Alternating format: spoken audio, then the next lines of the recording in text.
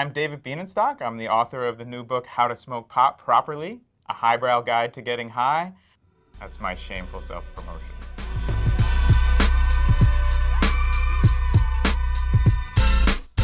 No, absolutely not.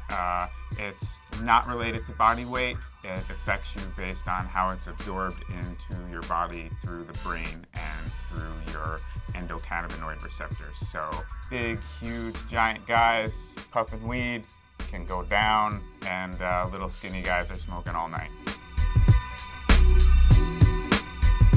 Marijuana actually really helps people focus, whether it's Mario Kart, writing a piece of music. The focus can be very intense, and I think that's the gateway to good video game scores, yeah. Bongs actually filter out as much of the potency as they do of smoke and other things that might irritate your lungs.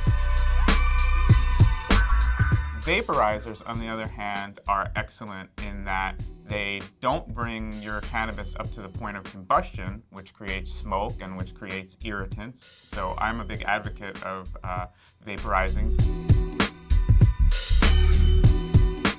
If it's not working for you, don't feel bad about it. Just have sex without getting stoned. You should get pretty good at sex and get pretty good at getting stoned before you try to combine them. You don't want to lose your herbal virginity and your actual virginity at the same time, because the learning curve could put you off your game. Edibles can take up to 90 minutes, maybe 2 hours, until you start to feel the effects. When you eat an edible, it actually goes through your digestive system and is broken down the same way other foods are, and then it goes through your liver and then into your circulatory system, which is a much longer lag. So if somebody tells you to eat a half a cookie and wait, eat a half a cookie and wait.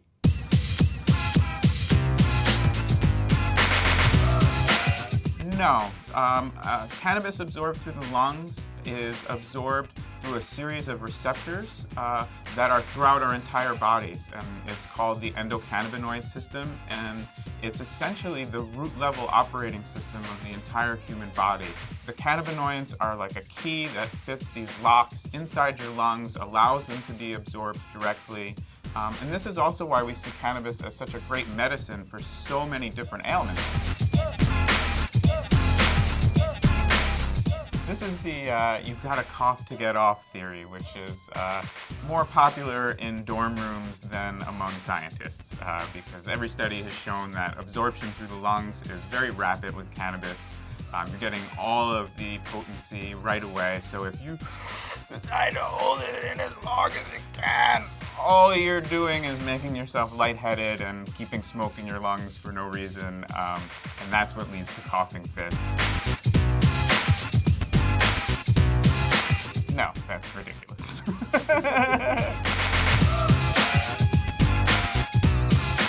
The links to cancer from tobacco are long and very well documented and very obvious. The cannabinoids in cannabis, which are THC, CBD, any unique compound to the plant, they're actually protective against cancer. They have anti-tumor properties, and they help protect your cells in your body from all kinds of problems, cancer being one of them. No. Make a friend first and then find a dealer. More likely, you know people who smoke weed, they just haven't told you about it or been open with you because their JDAR is not going off when they see you. They don't recognize you as somebody who's interested in this subject. So once you start asking around, you'll find that friend, and then ultimately that friend will help you find a hookup.